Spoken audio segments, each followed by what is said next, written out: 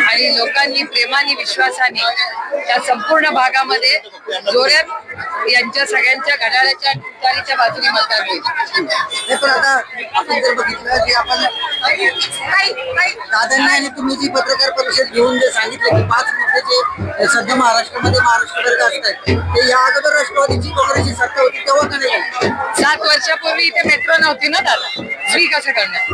Metro आणि 7 वर्ष आमची सत्ता नव्हती 7 वर्ष सत्ता नव्हती. पण आता आणि महागाई वाढली आहे ना, महागाई वाढली आहे म्हणून करायची गरज पडली.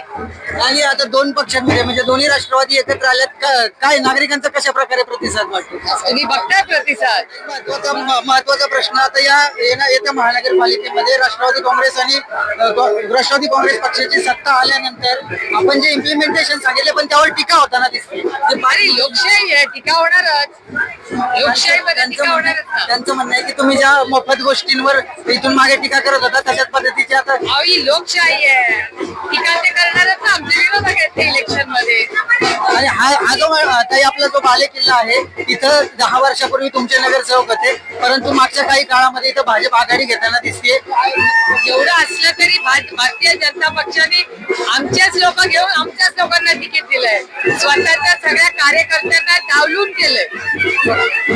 आता वारजामध्ये असेल किंवा इथं वडगाव बुद्रुक मध्ये पण असेल तुमचे जे दिग्गज होते ज्यांना तुम्ही विधानसभेची उमेदवारी दिली होती त्याच उमेदवारांना त्यांनी भारतीय जनता पक्षामध्ये प्रवेश त्यांना भारतीय जनता पक्षामध्ये एवढं टॅलेंट असताना त्यांना डावलून सगळे आयात असलेल्या लोकांना कॅन्डिडेट दिलंय.